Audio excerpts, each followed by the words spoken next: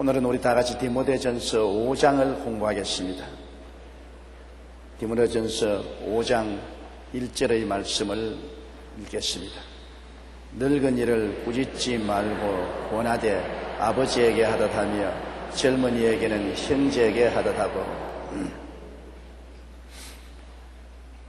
우리가 함께 살면은 규칙이 있고 규칙을 지키는 사람도 있고 지키지 않은 사람도 있습니다.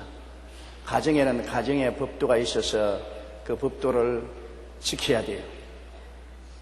예를 들어 말하면 경제생활도 수입에 따라서 가사로 얼마 지불하고 피복비로 얼마 지불하고 외식비로 얼마 지불하고 오락비로 얼마 지불하고 그런 것이 정해져서 규칙을 따라서 경제를 운영해야 가정이 파탄에 이르지 않지.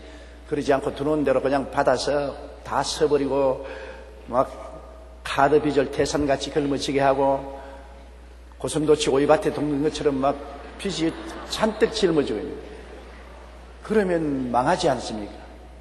그러므로 부부간에 서로 의논해가지고서 규칙을 정해놓고 규칙대로 경제생활을 하는데 그것이 잘못되면은 서로 경고하고 권면해야 될 것이고 또 애들이 있으면 가정에 질서를 지켜야 되죠. 아침엔 몇 시에 일어나고 저녁에는 몇 시까지는 반드시 돌아와야 되고 가정예배는 몇 시에 드리니 반드시 그 예배에 참석해야 되고 하는 규율이 있습니다. 그와 같이 교회도 그러한 규율이 있어요.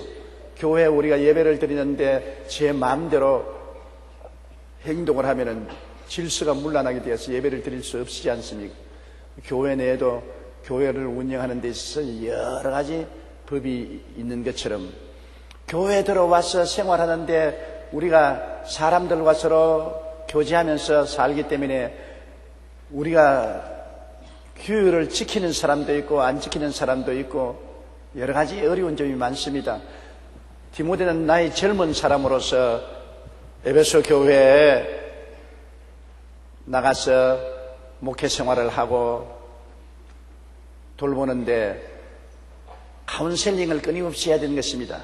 잘못하는 분들에게는 카운셀링을 하고 권면하고 꾸짖기도 해야 되는 것입니다. 그럴 때 바울 선생은 젊은 디모데에게 어떻게 교회 각계각층의 사람들하고 잘 카운셀링을 할 수 있을까? 그 교훈을 하는 중에 늙은 이를 꾸짖지 말고 권하되 아버지께 하듯 하라.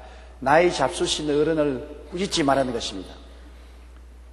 사람이 나이가 늙으면 모든 것 다 잃어버립니다.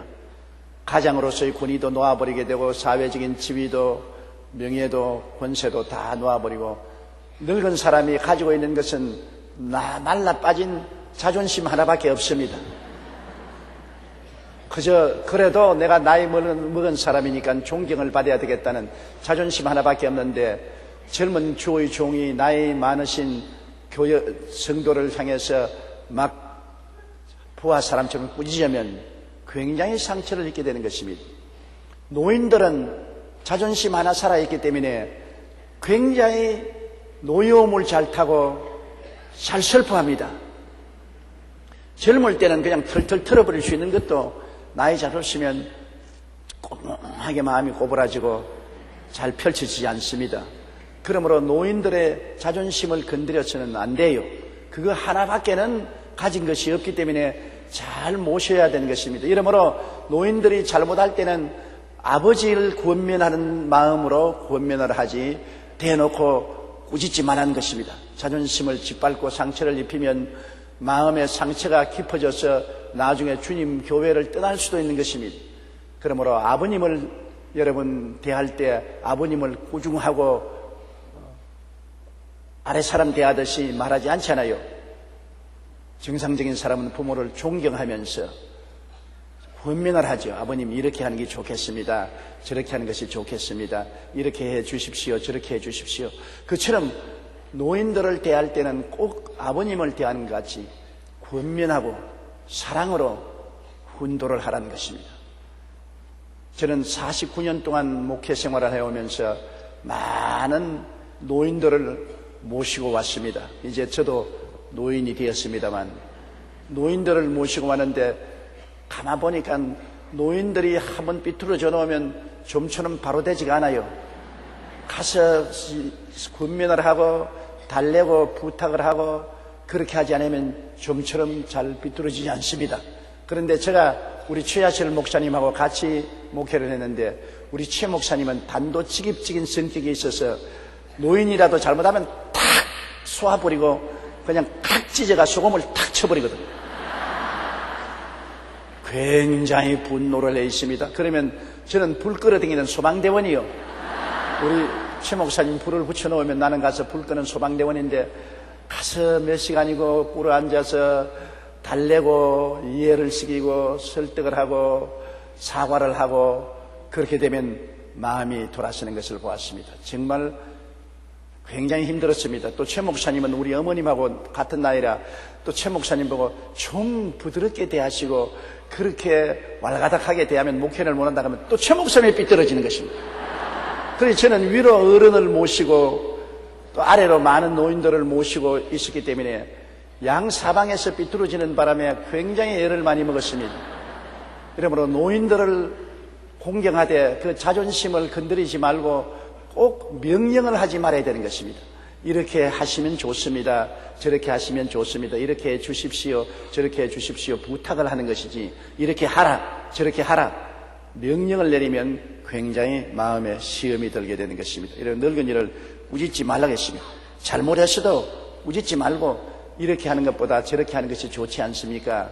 이렇게 해주시면 더 교회가 평안하고 좋겠습니다. 부탁을 해야지 대어놓고 꾸짖으면 마음에 시험이 드는 것입니다. 그리고 젊은이에게는 형제 얘기하더라고. 요사이 형제간도 옛날과 달라요. 옛날에는 형이나 아오이 다른 점이 있지만은 요사이는 형 아오이 차별이 없습니다. 너나 내나 조금 일찍이 났다고 네가 무슨 큰 소리 하느냐.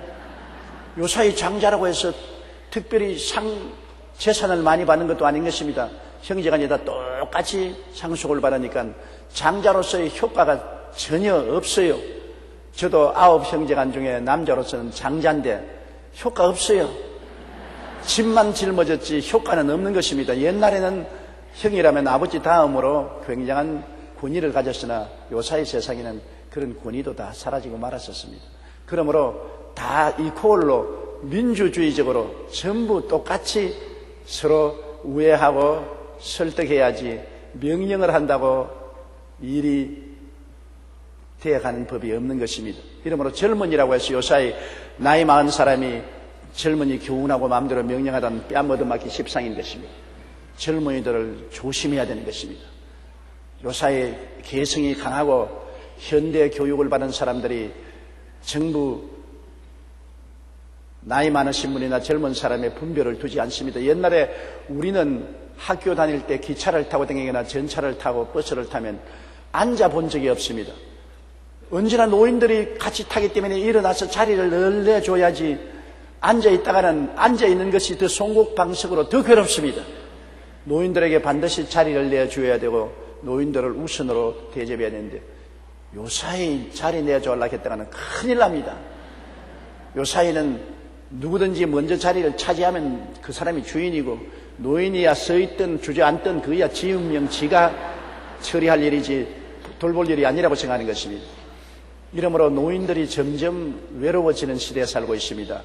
그렇기 때문에 제가 말하기를 노후의 생활 대책을 단단히 세우라 그 말씀인 것입니다. 아들이나 딸들이 돌봐주시라고 생각하면 큰 오해입니다. 자기들 살기도 복잡하고 어려운데 부모 돌봐줄 여가가 없습니다. 여간 효성스러운 자녀 아니고는 부모를 돌봐줄 수가 없습니다. 또 아들이 부모를 돌봐주려고 해도 부인이 가만 안 있습니다. 요사이 부인들은 얼마나 영악하고 무서운지 부인의 허락 없이 부모를 도와줄 수가 없어요. 그 부인 몰래 부모를 도와주는데 그것도 하루 이틀 아니고 오랫동안 하다가 들킨단 말입니다. 들켜놓으면 그 벼락을 어떻게 맞습니까? 그러므로 자식들이 부모를 도와줄 것을 기대하는 시대는 이미 옛날에 지나고 마른 것입니다. 이제는 국가연금이라든지 회사연금이라든지 개인연금이라든지 어찌한지 자기 살 길을 다 해놓고 난 다음에 은퇴하고 구차스럽게 손 내밀지 않고 살 수 있도록 대책을 세워놔야지. 대책 없이 은퇴했다가는 큰일 납니다. 무조건 하고 자식들 공부시켜야 된다고 빚내가면서 기러기 생활을 하며 아내하고 자식들은 미국이나 구라파나 오스트라리아로 떠나보내고 여기에서 콧물을 흘리면서 죽도록 뼈가 쓰러지도록 공부를 시켜놓고 나중에 자식들은 외국에서 결혼해서 떵떵거려 살면서 고생한 부모에게 생활비 대주나요? 어림도 없습니다. 어린 택도 없는 소리 하지 마십시오. 나중에 노후 대책은 아무것도 없고 삶에 도리가 없으니까 부인들조차도 남편 보고 집 나가라 그럽니다. 그러니 노래 이제는 노숙하는 자밖에 될 수 없고 삶의 질은 떨어지고 사는 것보다 죽는 것이 더 좋을 형편이 되기 때문에 자살하는 사람이 많게 되는 것입니다. 요사이는 노인이나 젊은이나 자기 살아갈 도리는 자기가 해야 돼요. 그리고 교회에서 젊은이들을 나이 먹은 장로님이라 목사라고 해서 마음대로 명령을 하고 이래라 저래라 했다가는 큰일 나지요. 바울 선생께서는 디모데에게도 이미 벌써 젊은이들을 대할 때 형제처럼 대하고 아랫사람처럼 마음대로 부리지 말라고 말한 것입니다. 무엇을 하든지 노인이나 젊은이나 인격을 존중하고 자존심에 손을 대지 말라는 것입니다. 사람이 제일 나중까지 지키는 것이 자존심인 것입니다. 돈도 잃어버리고 지위를 잃어버리더라도 자존심만은 안 잃어버리려고 합니다. 그러므로 여러분 대인관계에서 가장 중요한 것은 자존심의 상처를 입히면 안 됩니다. 부부간에 여간 싸움이 나도 화해합니다. 그러나 자존심을 상처 입히면 화해 안 합니다. 남편이 아내의 자존심에 상처를 입히고 짓밟아 놓으면 나중에 손이 발이 되도록 빌어도 화해 안 됩니다. 또 아내가 남편에게 몹쓸 말을 해서 자존심에 깊은 상처를 입혀 놓으면 그 상처는 골마 터지고 좀처럼 아물지 않습니다. 어떤 싸움을 해도 좋습니다. 그러나 자존심은 건드리지 마십시오. 남편의 자존심, 아내의 자존심은 꼭 지켜주십시오. 사람이 이 세상에서 마지막 지키는 보루가 자존심인 것입니다. 이러므로 교회에서라도 노인들의 자존심을 건드리지 말고 젊은이들의 자존심을 짓밟지 말아야 되는 것입니다. 우리 자식들도 그래요. 집에서 자식 키우는데 초등학교, 중등학교, 고등학교 등에는 내 자식이라고 해서 막말을 하고 머리를 쥐어박고 이 병신아, 바보 천치야, 너 뭐가 되겠느냐, 너 뭐 노숙자밖에 될 것 뭐가 있느냐, 이렇게 못된 말을 하면은 어린 자녀들도 자존심에 상처를 입습니다. 그러면 어디 합니까? 가출하는 것입니다. 오늘 많은 어린 자녀들이 가출을 하는 이유는 자존심에 상처를 입히기 때문에 가출을 하는 것입니다. 내 속에서 나온 자식이라도 내가 상당히 존경하고 그 자존심을 높이 받들어 줘야 되는 것입니다.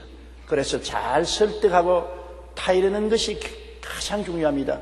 우리가 인생을 살아가는데 명령보다는 설득하고 타이르는 것이 중요한 것입니다. 군대 생활은 명령의 세계인 것입니다. 명령을 듣고 명령을 행하는 것입니다.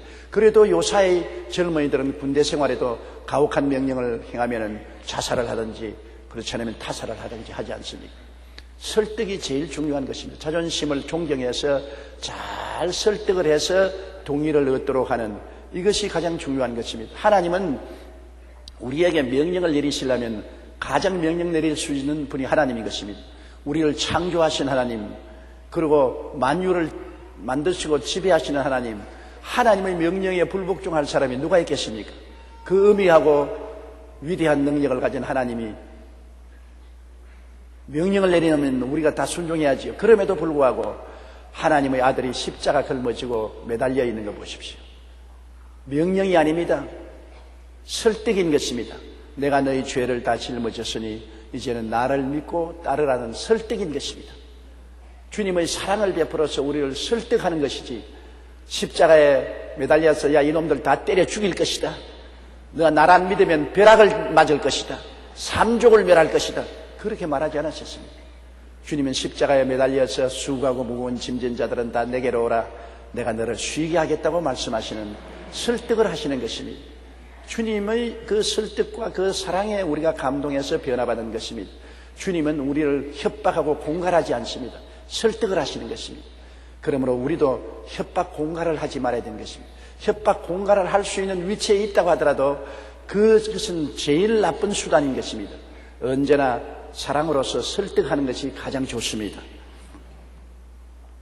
2절요. 늙은 여자에게는 어머니에게 하듯 하며 젊은 여자에게는 온전히 깨끗함으로 자매에게 하듯 하라. 늙은 여자, 말이 어감이 좀 나쁩니다. 할머니들에게는 그러면 좋겠는데, 늙은 여자도 늙은 남자와 같이 강한 자존심을 가지고 있지요. 요사이 여성들은 과거의 여성과 다릅니다. 과거의 여성은 언제나 복종하는 것입니다. 남편이 있을 때는 남편에게 복종하고, 아들이 자라면 아들에게 복종하고, 평생을 복종하다가 죽습니다. 그러나 요사이는 그렇지가 않습니다. 세월이 달라지고 다 교육도 많이 받고 생활 환경도 좋아져서 이제는 진실로 남녀 동등권이 이루어졌기 때문에 남편에게 무조건 복종하지도 않고 자식이라고 해서 무조건 복종하지도 않습니다. 오히려 여성이 더 오래 살고 또 권세도 많습니다. 나이가 늙으면 여성은 강해지고 남자는 약해지는 것입니다. 그렇기 때문에 나이 60이 넘어서 이사 가면 남자가 이삿짐 위에 제일 먼저 올라타고 있습니다. 안 데리고 갈까 싶었어요. 강아지는 데리고 가는데 남자는 안 데리고 간다는 거예요. 귀찮으니까. 실제로 직장도 잃어버리고 은퇴해서 올 때 갈 때도 없고 돈도 못 벌여오는 남편이 방구석에 앉아서 자꾸 잔소리만 하고 있으면 아예 골치가 아프죠. 그래서 황혼 이혼이 많은 이유는 황혼이 되어서 쓸모가 없다면, 옛날엔 돈 벌어오는데 필요하니까 귀찮아도 갖다 놓아야 돈 벌어오는 기계니까 매달마다 꼬박꼬박 돈 벌어주면 돈도 벌어오지 않고 돈만 쓰려고 하고 잔소리 하니까 이건 집어치워야 되겠다. 더 이상 데리고 있을 필요가 없다. 그러한 일들이 비일비재하게 생겨나는 것이 우리나라에도 이혼율에 황혼 이혼율이 너무나 많습니다. 그러므로 여자를 무시하면 안 됩니다. 더구나 나이 많은 할머니를 무시하면 안 돼요. 여기 성경에는 늙은 여자에게는 어머니에게 하듯 하며, 고약한 놈들이 어머니를 무시하는 사람도 있지만은 그러나 대다수의 사람들은 아버지나 어머니는 마음속에 애정이 있어서 고약하게 대하지는 않지 않습니까? 어머니 설득하듯이, 어머니를 공경하듯이 다른 사람들 다 어머니처럼 공경하라는 것입니다. 그리고 젊은 여자에게 대해서는 온전히 깨끗함으로 자매에게 다다라. 디모데는 나이가 젊었습니다. 나이가 젊으니까 젊은이에게는 혈기방장합니다. 혈기방장한 젊은이는 반드시 그냥 여성을 보는 것이 아니라 마음의 육체의 욕구가 있는 것입니다. 하나님이 그렇게 사람을 만들어 놓았던 것입니다. 하나님이 남자가 그 부모를 떠나 여자와 연합하여 한 몸을 이룰지라고 했는데, 남자는 여자보다 더 강하게 마음에 여자를 아내로 삼고 싶은 욕망을 가지고 있습니다. 또 육체적인 성적인 욕망도 여자보다 훨씬 강합니다. 그렇기 때문에 아무리 절제를 한다 해도 남자는 여자를 보면은 마음의 욕망이 그 결정을 사로잡을 때가 많이 있는 것입니다.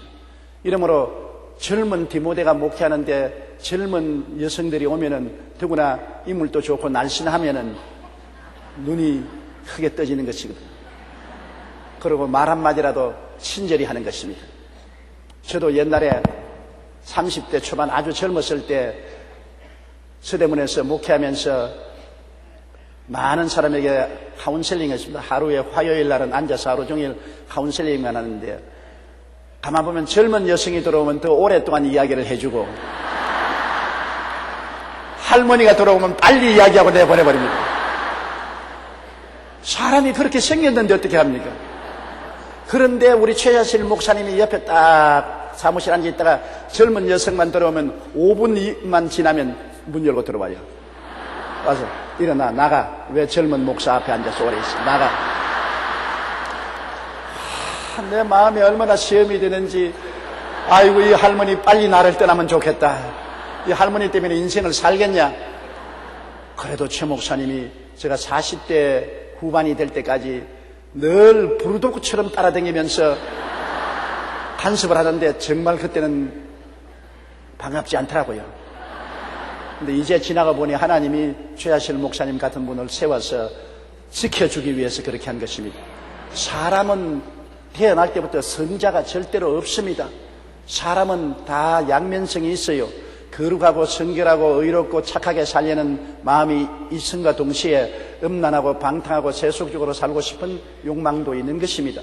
그렇기 때문에 항상 회개하고 자복하고 기도하는 것이지, 나는 전혀 음란하고 방탕하고 세속적인 마음이 없다고 하는 사람은 거짓말하는 사람인 것입니다. 아담과 하와 자손으로 타락한 이후로 여러분, 사람들이 육체의 욕망에 사로잡혀서 고생 안 하는 사람이 누가 있습니까? 그렇기 때문에 우리 젊은이들을 자꾸 자극하는 일들이 많이 있으니 인터넷을 통해서 음란물이 나오고, 방송에도 또 요사이 노래하는 젊은 여자 가수들 몸을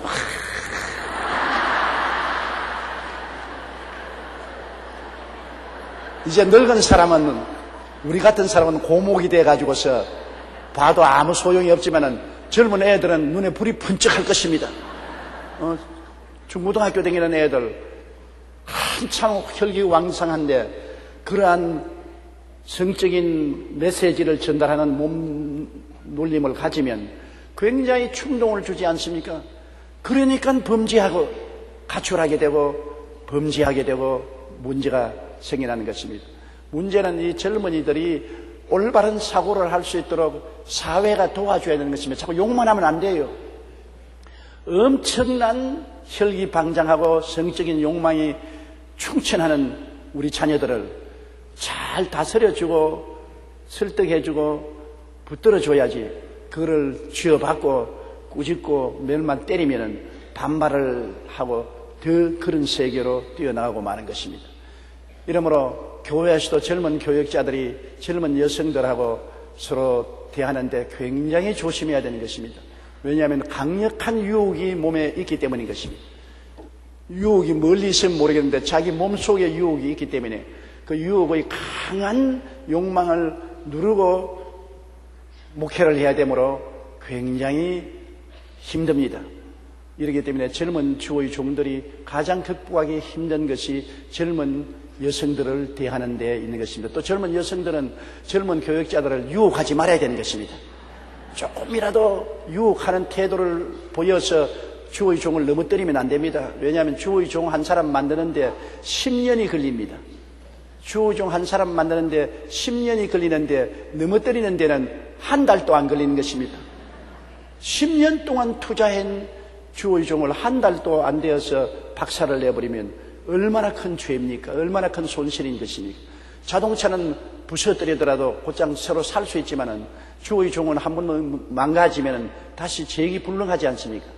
그렇기 때문에 젊은 부녀들은 교회에 나왔을 때 젊은 남자들 너무 친하지 말고, 젊은 교역자들이 가서 너무 아양 떨지 말고 너무 그렇게 하지 마십시오. 그렇게 하면은 다 10번째가 안 넘어가는 나무가 없다고 젊은 여성들의 아양에 안 넘어갈 남자 주의 종들이 없습니다. 이건 정말입니다. 우리가 서로 도와줘야 되는 것입니다. 주의 종은 주의 종으로서 기도하고 스스로 젊은 자매에게는 일절 자기 친자매처럼 대하겠다고 마음에 결심을 하고, 또 젊은 자매님들은 젊은 주의 종들을 대할 때 경계를 가지고 너무 가까이 대하지 말고 언제나 조심스럽게 행동을 해야 된다는 것을 알아야 되는 것입니다. 잘못하면 사탄의 도구가 될 수 있기 때문인 것입니다. 3절요. 참 과부인 과부를 존대하라. 옛날 교회는 장로, 집사만 교회에서 제도적으로 도와준 것이 아니라 교회 과부 명부가 있어서 과부들을 도와주었습니다. 왜 그러냐 하면 요사이는 상업화 사회, 산업화 사회가 되기 때문에 여성들도 직장을 구해서 일을 하고 생계를 도와줄 수 있지 않습니까? 그런데 옛날에는 정말 과부가 되면 그로서 끝장입니다. 왜냐하면 남편 벌어들어서 그거 받아먹고 살다가 남편이 세상을 떠면은 여성이 직장을 구할 수가 없어요. 사회 제도가 사회 진출을 못하게 막았지요. 그러니 그 당시에는 여성들에게 교육받을 기회도 안 주었지요. 사회 진출할 기회도 안 주었는데 남편만 믿고 살다가 남편이 세상을 떠니까 이제는 의지할 곳이 없습니다. 그러므로 거지가 되는지, 안 그러면 죽는 도리밖에 없어요. 이러므로 교회에서는 참된 과부를 도와주는 제도가 있어서 교회에서 과부를 돌보는 일을 한 것입니다. 참 과부인 과부를 존대하는데 왜 참 과부라 했냐면 과부도 바람난 과부들이 많이 있고 바람난 과부는 도와주지 말라는 것입니다.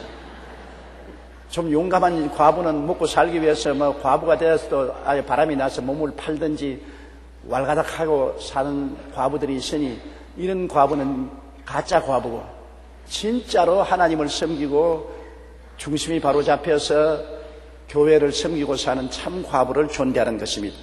4절요. 만일 어떤 과부에게 자녀나 손자들이 있거든 그들로 먼저 자기 집에서 효를 행하여 부모에게 보답하기를 배우게 하라. 이것이 하나님 앞에 받으실 만한 것이니라. 과부에게 남편 세상 뜨고 이제 아들, 딸들이 없고 손주만 있으면은 자녀나 손자, 자녀도 있고 손자가 있으면 자녀와 손자들이 책임지게 하고 교회가 책임지지 말게 하라. 근데 요사이 진짜로 여러분 남자 과부나 여자 과부나 참 자녀들이 분명히 호적에 있음에도 불구하고 자녀들이 안 도와주는 건데 정부에서는 자녀들이 있다고 해서 정부의 도움을 안 베풀어 기가 막힌 사람들 많습니다. 자녀들이 분명히 호적에 있으니까 자녀들이 도와주는 사람에게는 국가에서 보조가 없습니다. 그런데 실제 자녀가 도와주느냐 한 번도 머리도 내놓지 아니하는 자녀들이 많아요. 그러면 이 노인들은 어떻게 삽니까? 휴지 줍고 뭐 쓰레기 뒤지고 그 사는 생활이 막연하죠. 그러나 교회에서도 똑같습니다. 자녀가 있으면 과부로 취급하지 말아야겠습니다. 자녀나 손자가 있으면 손자까지라도 부모에게 효도하는 것을 가르치고 공양하는 것을 가르치되 교회는 짐지지 말라고 했으니 여러분 혈연관계라는 것은 하나님이 보시기에도 아주 끈끈한 것입니다. 부모와 자녀, 손주까지도 혈연관계를 명령한 것입니다. 이것은 자녀와 손주까지만 연결하고 그 이외 일가 친척은 말하지 않았습니다. 직계가족, 아들, 딸, 손녀, 손자 이런 직계가족은 꼭 부모를 돌보고 교회에 짐이 되지 않도록 하라고 그렇게 말을 하고 있는 것입니다. 5절요.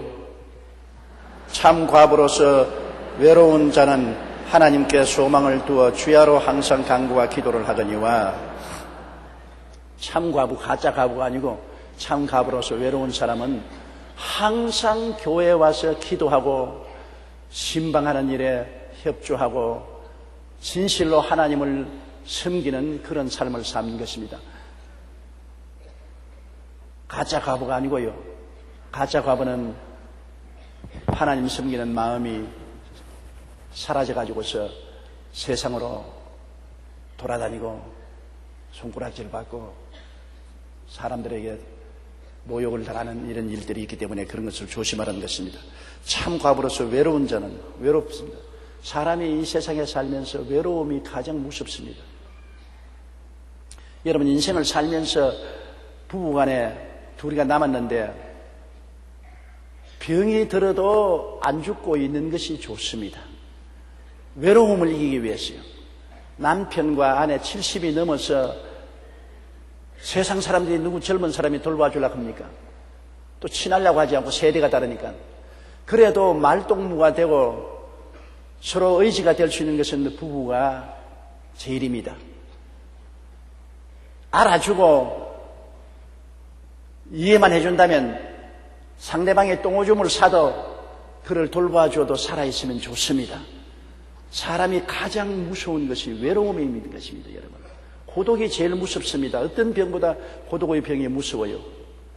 그런데 살아있어서 대화라도 하고 수발이라도 하고 돌봐주면서 사는 것은 고독을 면할 수 있기 때문에 굉장히 도움이 되고 살아가는데 삶의 질이 그래도 향상될 수 있습니다. 그러나 아무도 없이 혼자서 사는 사람은 얼마나 외롭습니까? 남편이나 아내가 서로 일찍이 보내고 난 다음 자녀들은 다 안 돌봐주고 혼자서 외롭게 사는다가 죽는 사람 많잖아요. 아무도 모르게 혼자 죽어서 나중에 한 달이고 뭐 몇 달이 지나서 보니까 죽어 있지. 이런 사람들도 많지 않습니까? 요사이는 그래도 많이 도움이 되는 것이 텔레비가 도움이 많이 됩니다. 옛날에 텔레비였을 때 고독한 사람은 어떻게 살았는지 모르겠어요. 요사이 노인들은 혼자 있으면 하루 종일 텔레비만 봐요. 그것도 눈이 성하면 좋은데 눈이 아프면 텔레비도 잘 못 보지 않습니까? 고독을 면할 수 있는 것. 그런데 예수 믿는 사람은 왜 좋으냐 하면 외로울 때 아무도 돌봐주지 않아도 교회에 와서 기도하고 하나님 이름으로 신방 다니면 외로움을 면할 수가 있는 것입니다. 건강할 때 신방 다니고 남을 위해서 기도해주고 구제하는 일을 싫다할 사람 누가 있겠습니까?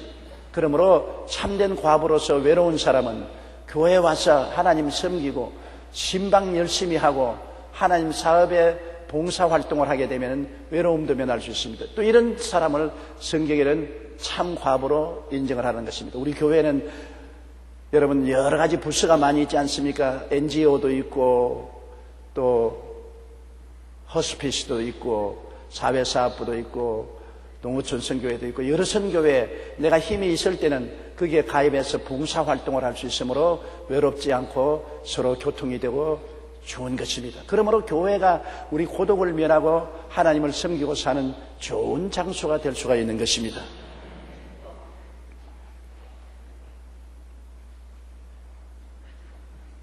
우리가 5절 했지요. 6절 보십시다. 향락을 좋아하는 자는 살았으나 죽었느니라. 향락을 좋아하는 사람은 하나님 버리고서 육신의 정욕, 안목의 정욕, 이상 자랑 따라다니니까 살았다나 죽었지요. 물론 향락을 하려면 그래도 돈 꽤나 좀 있어야 되지 않습니까? 돈이 있어야 태국으로 놀러도 가고 제주도로 놀러도 가고 뭐 여행도 떠나고 하려면 돈이 많이 듭니다. 돈이 있는 사람은 그 향락에 빠져서 향락을 추구하고 하나님을 멀리하고 신앙도 잃어버리고 영생도 잃어버리는 것입니다. 이 세상에 가장 귀한 것이 나이를 먹을수록 예수 그리스도를 구주로 확실히 모시는 것이 귀중한 것입니다. 예수님 안에서만이 참 소망이 있고 참 사랑이 있고 믿을 때가 예수밖에 없기 때문인 것입니다. 이 세상은 점점 다 떠나갑니다. 남편도 떠나가고 아내도 떠나가고 자식들도 떠나가고 건강도 떠나가고 아름다움도 떠나가고 오직 외로운 고독한 메마른 인생만 남아있는데 그 인생에 단비를 내려주시고 그 인생을 뜨겁게 사랑해 주시고 붙들어 주신 이는 예수님밖에 없습니다. 주 예수보다도 귀한 것이 없습니다. 그러므로 나이 먹을수록 예수님을 더욱 사랑하고 주님을 의지하고 주님과 함께 살아야 되는 것입니다. 그러면 주님이 이 땅에 살 동안에도 우리를 군이 있게 살고 품위 있게 살 수 있도록 붙들어 주실 뿐 아니라 우리가 죽을 때 편안하게 눈을 감을 수가 있는 것입니다. 죽을 때 누가 우리와 같이 죽어줄 수 있습니까? 죽음의 터널을 지날 때 예수님이 손잡아 이끌어 주시고 저 세상 밝은 곳으로 인도해 주시니 예수님이야말로 나이 먹었을 때 가장 가까이 해야 될 분인 것입니다. 이 세상의 일락이란 지나가 버리는 그뿐입니다. 여러분 어제 잘 먹은 것 오늘 무슨 효과가 있습니까? 어제 잘 입은 옷 오늘 무슨 효과가 있겠습니까? 어제 좋은 호텔에 가서 잠잤다고 해서 오늘 무슨 효과가 있습니까? 세상은 다 지나가 버리는 것입니다. 하나도 붙잡고 있지 못합니다. 다 놓쳐버리는 것입니다. 나도 놓쳐버리고 세상도 나를 밀어내버리는 것입니다. 그러나 나를 끝까지 붙잡아 주시고 놓지 아니하시고 품어주시고 인도해 주시는 분은 예수님밖에 없습니다.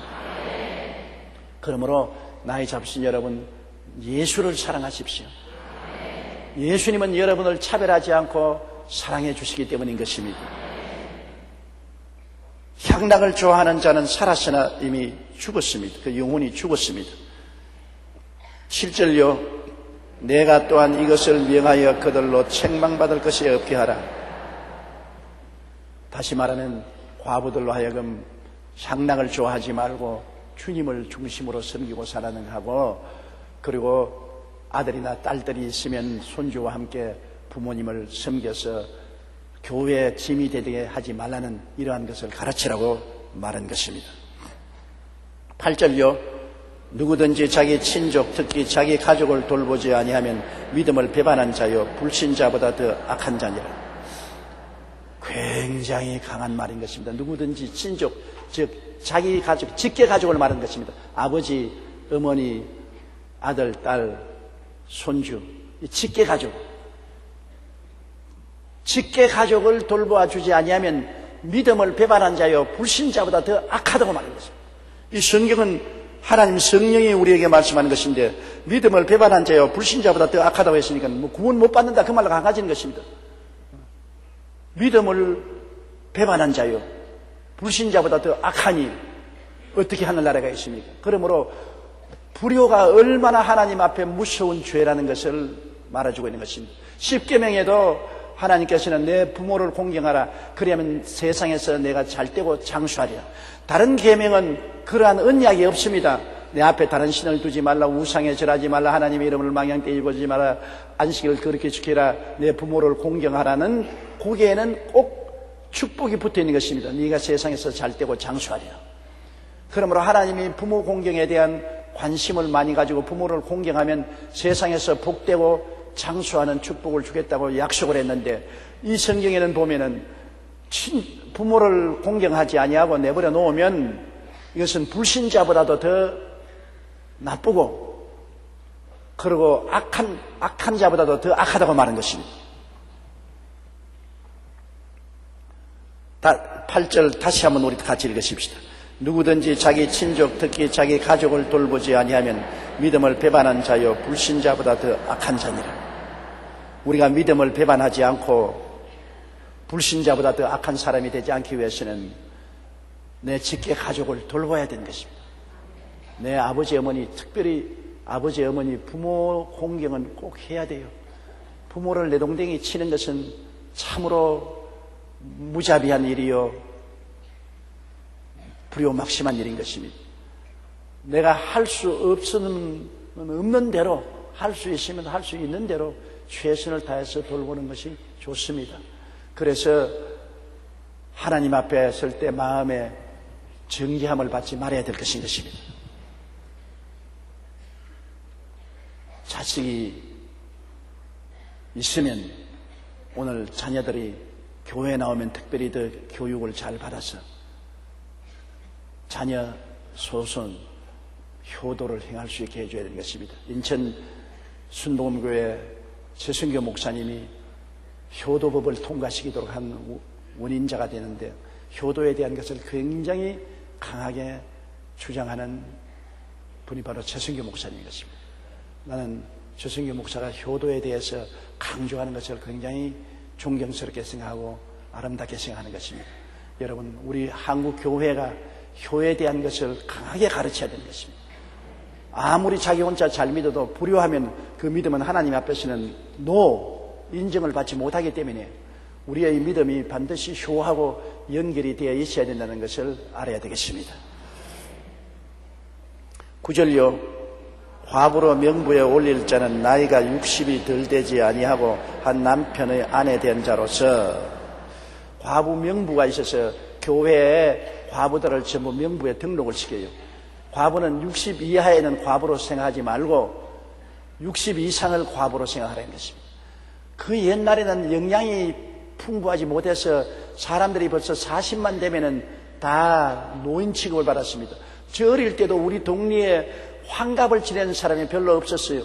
남자도 40만 되면은 벌써 수염 늘어뜨리고 긴 담뱃대 물고 손주 어깨 등에 업고서 어슬렁어슬렁 다녔습니다.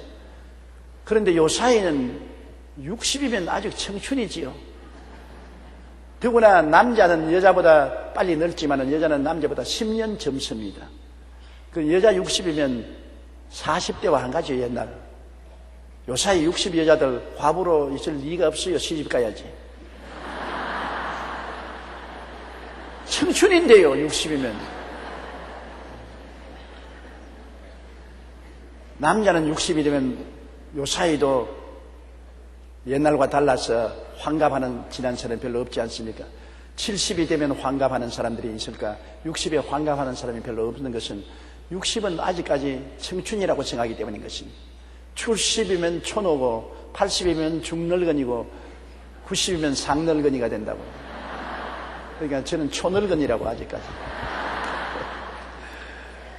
그러므로 이 옛날에 디모데도 그 목회하는 에베소 교회에서 60 이하는 과부로 받아들이지 말라. 왜냐하면 젊으니까 마음의 정욕에 끌리면 또 시집 가버리고 말 것이니까 과부로 등록했다가 또 제명을 해야 될 필요가 있게 되는 것입니다. 그렇게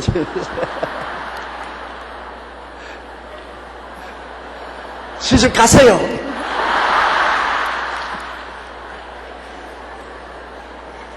저도 나이 잡수신 우리 자매님들 시집 갈 수 있으면 시집 가라고 권면합니다. 뭘 외롭게 혼자 살 필요 없죠. 80이 돼도 시집 갈 때 있으면 시집 가라고요. 하나님이 주신 삶을 외롭게 살지 말고 친구가 있어서 함께 살면 인생을 더 값지게 살 수가 있기 때문인 것입니다.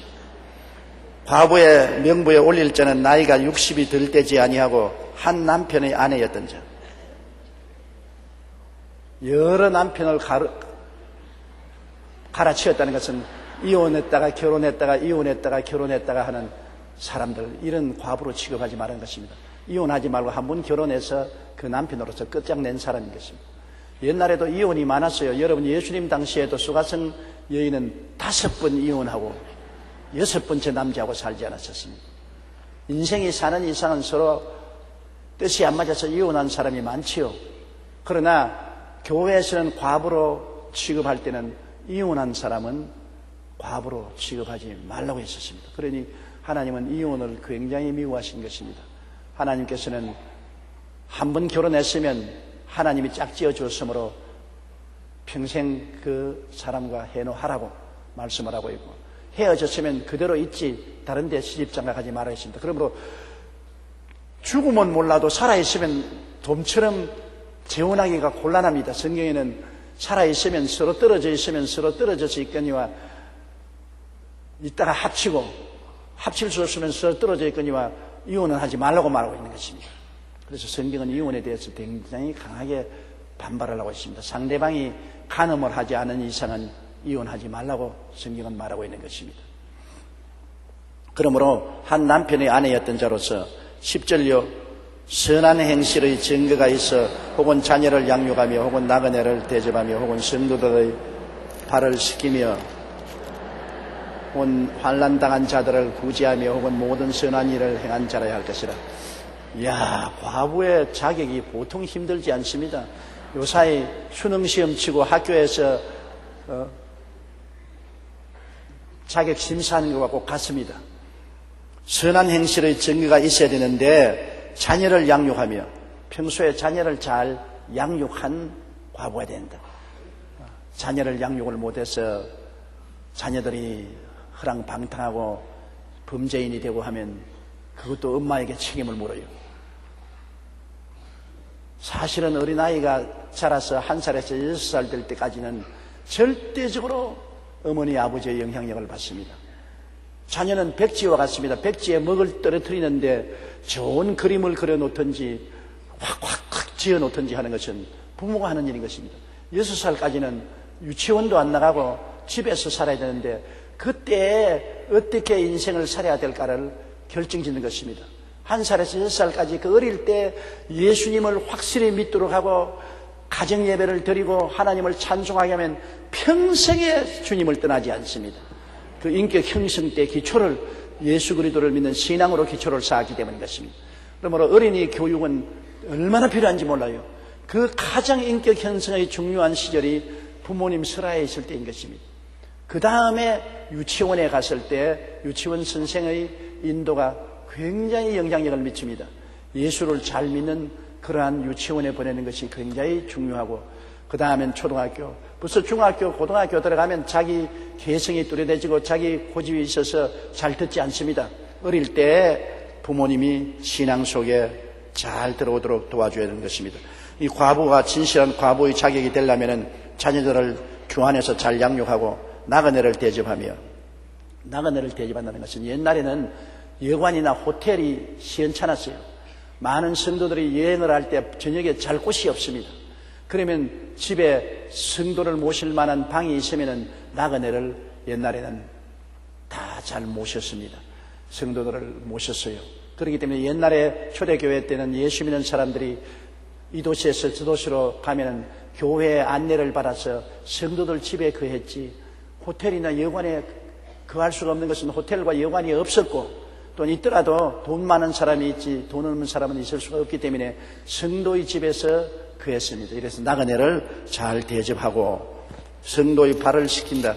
발을 씻긴다는 것은 옛날에는 아스팔트 길이 아닌 흙탕 길을 샌달을 신고 다니기 때문에 여행을 하면 발에 아주 먼지가 투성이 되는 것입니다. 그러면 집에 들어오면 대야에 물을 떠가지고서 손님들 발을 씻겨주는 것입니다. 그건 봉사 섬기는 것을 말하는 것입니다.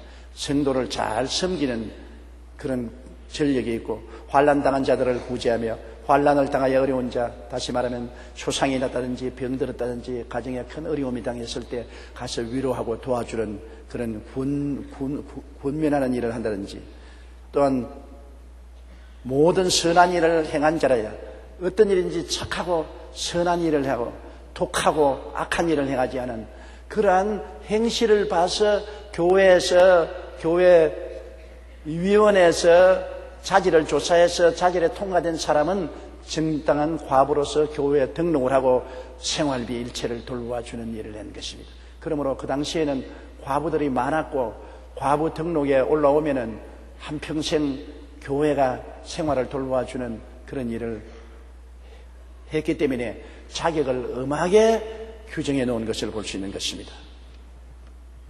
11절요. 젊은 과부는 올리지 말지니 이는 정욕으로 그리스도를 배반할 때 시집가고자 하느니라. 여기는 또 그래놨네요. 젊은 과부는 과부로 인정하지 말라고. 젊은 과부라고 해서 혼자서 늘 사는 법은 없지 않아요. 젊은 과부로 있다가 눈 맞은 남자가 있으면 시집 가버리는 것이니까. 시집 간다고 해서 신앙을 배반한 일은 아니지요. 시집을 가도 예수를 잘 믿으면 좋은데 그냥 예수님조차 팔아먹어버리고 시집 가면은 그 인생이 정말 비참하지요. 그러나 젊은이는 자기 눈이 맞은 사람이 있고 서로 좋아하면은 결혼해도 상관이 없습니다. 그러나 과부의 명단에는 올리지 말라 그랬었습니다. 젊은 사람은 언제나 그럴 가능성이 있었습니다. 옛날에 그렇게 엄격한 사회에 여자들이 진출 안 해도 그래도 젊은 사람들은 어찌한지 좋은 사람 만날 수 있는 기회가 있었는데, 요사이같이 개방된 사회에서는 얼마든지 만나죠. 인터넷 미팅을 통해서도 만나고 사회적으로 서로 미팅을 해서 얼마든지 만날 수 있으니까 시집 갈 기회는 풍성하게 많습니다. 가겠다고 작정만 하면 언제든지 갈 수가 있는데 잘못 가놓으면 큰일 나지요. 한 번 가서 살아본 사람은 두 번째 시집을 잘못 가놓으면 그 엄청난 고통을 당하게 되는 것입니다. 이 세상에서 가장 무서운 자가 누군지 압니까? 사람이 제일 무섭습니다. 성경에 보면은 빈집의 우환에 보면은 마음에 주님이 없는 사람은 그 마음이 빈집이 되어서 7 귀신이 들어와 있다고 그랬었습니다. 그러니 7 귀신이 들어온 남자하고 결혼을 했다가는 완전히 전보다도 후가 더 어려워지지요. 사람이 그 속에 무엇이 들어있는가가 굉장히 중요한데요. 예수께서 들어와 있으면 걱정할 것 없습니다. 예수가 마음의 주인이 되어 있으면 그 사람은 주님 뜻대로 살고 주님의 은혜 속에 살기 때문에 믿을 수 있지만은, 예수 없는 사람은 마음의 빈집이 되어서 주인 없으니까 그게 깡패들인 마귀가 들어와 있으므로 어떻게 변할지 알 수가 없는 것입니다. 믿을 수가 없어요. 그렇기 때문에 초혼도 조심해야 되겠지만은 재혼은 더 조심해야 되는 것입니다. 사람 만나는 것이 얼마나 힘듭니까? 좋은 사람을 만나면 기가 막히게 좋아질 수 있지만은 나쁜 사람을 만나면 기가 막히게 나빠질 수가 있는 것입니다. 그러므로 항상 우리 예수 믿는 사람은 모든 일에 신중히 하나님께 기도하고 살아가야 됩니다. 12절요. 처음 믿음을 저버렸으므로 정죄를 받았느니라. 처음 믿음을 저버렸다는 것은 처음에 자기는 시집도 안 가고 과부로서 일생을 바치겠다고 하나님께 자꾸 기도를 하고 마음을 이미 결정해놨다가 마음이 달라지면 하나님이 섭섭하게 여기시는 것입니다. 처음에는 시집 안 가고 남은 여생은 날 위하여 섬기고 살겠다고 온갖 기도를 다 하고 부르짖어 놓고 난 다음에 나중에 눈 맞은 사람이 있으니까 언제 내게 기도한 거 다 던져버리고 손 탁탁 틀어버리고 또 시집 가느냐. 처음 믿음을 저버렸으므로 거기에 대해서 죄책감을 느끼게 되고 꾸중을 받게 되는 것입니다. 그렇다고 해서 예수 그리스도를 믿는데 버림을 받아서 지옥 가는 일은 아닙니다. 그러나 처음 헌신을 버렸기 때문에 그만큼 마음속에 부담을 느끼게 되는 것입니다. 많은 사람들이 내가 주의 종이 되겠다고 하나님께 기도하고 헌신해서 일생을 주님 위해서 바치겠다 해놓고 난 다음에 나중에 그걸 버리고 세상 직업을 향해서 세상으로 나가면 한평생에 늘 부담이 되는 것입니다. 내가 하나님을 배반했다. 그 마음에 부담이 늘 되는 것입니다. 마음에 부담을 가질 일을 하지 말아라. 그 말인 거죠. 정죄라는 것은 마음에 부담을 가지는 것입니다. 젊은 과부가 아예 시집 안 가겠다고 맹세를 하지 말아야 돼요. 맹세를 해놓으면 그게 나중에 부담이 되니까요. 그냥 하나님 앞에서 맹세하지 말고 좋은 기회가 있으면 시집 가겠습니다. 하나님께서 그냥 살게 축복해 주시겠거니와 좋은 데 있으면 시집 가도록 도와주시옵소서. 이렇게 해야지. 나는 주님이시여 남은 여생을 절대 주님만 섬기고 살고 어떻게 멋있는 남자가 와도 시집 안 갑니다.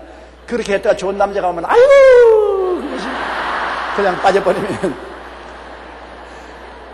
그게 문제라. 그는 처음 자기의 헌신을 저버렸으므로 두고두고 마음에 정죄가 오고 부담이 되고 하나님께 꾸중을 받게 되는 것입니다. 13절요. 또 그들은 게으름을 익혀 집집으로 돌아다니고 게으를 뿐 아니라 쓸데없는 말을 하며 일을 만들며 마땅히 아니할 말을 하나니. 젊은 과부 별로 할 일 없으니까 게으름을 익혀가지고 집주에 돌아다니며 말 물어다 나르고 할 일 없으니까 오늘은 이 집 내일은 제 집에 다니면서 하루 종일 흉만 보고 나무 이야기만 하는 것입니다. 그리고 배고프면 찬물에 보리밥 하나 착착착 익어서 김치 얹어서 먹으면서 콧물을 훌쩍훌쩍 하면서 내내 헛된 소리 하다가 저녁이 되면 집에 돌아가요. 우리 한국에도 그런 일 많지 않습니까? 아주 말쟁이는 골치 아픕니다. 우리 교회도 언제나 문제를 일으키는 것은 말쟁이들 때문에 문제를 일으키는 것입니다. 할 일 없으니까 이 집 저 집 돌아다니면서 온갖 장로, 집사, 권사, 목사 흉보고 그러고 문제를 이야기하는 사람들이 많이 있습니다. 바로 그것을 말하는 것입니다. 14절요. 그러므로 젊은이는 시집 가서 아이를 낳고 집을 다스리고 대적에게 비방할 기회를 조금도 주지 말기를 원하노라. 아멘. 올바른 말씀입니다. 젊은 과부는 시집을 가라. 그래서 남편 섬기고 애 돌보면은 그게 바빠가지고서 남은 말하고 돌아다닐 기회가 없다. 그럴 시간이 어디 있습니까? 남편 섬기고 애 기르고 애 기르는데 얼마나 시간이 갑니까?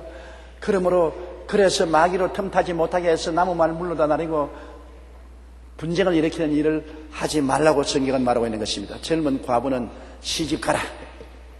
그리고 또 시집 가서 그냥 살지 말고 애 낳아라. 요 사이는 애를 안 낳으려고 하니까 이 말이 적절한 것입니다. 시집 갔으면 애 낳아서 기르고 그리고 집을 다스리니까 얼마나 바쁩니까? 마귀의 비방할 거리를 줄 수가 없는 것입니다. 15절요. 이미 사탄에게 돌아간 자들도 있도다. 할 일 없이 돌아다니면서 남 비방을 하다가 마귀의 올무에 걸려서 사탄에게로 돌아가고 주님 저버린 사람들도 있다는 것입니다. 이 바울 선생이 왜 과부만 자꾸 이렇게 흔드는지 모르겠어요. 그러나 그 당시에도 여성들이 파워가 없는 것 같이 보이지만은 그러나 여성들이 시간이 많이 나고 그리고 교회 확실한 과부가 되지 못하고 떠돌이 과부가 된 사람들이 문제를 많이 일으키는 것이 사실인가 봅니다. 교회에 많은 문제를 일으키는 장본인이 된 것이 사실이기 때문에 여기에 그렇게 말씀하고 있는 것입니다. 16절요. 만일 믿는 여자의 과부 친척이 있거든 자기가 도와주고 교회가 짐지지 않게 하라. 이는 참 과부를 도와주게 하려니라. 이제 심지어는 직계 가족뿐 아니라 친척 중에라도 과부가 있으면 친척이 잘 살면 친척이 도와주어서 교회 짐을 지우하지 마라.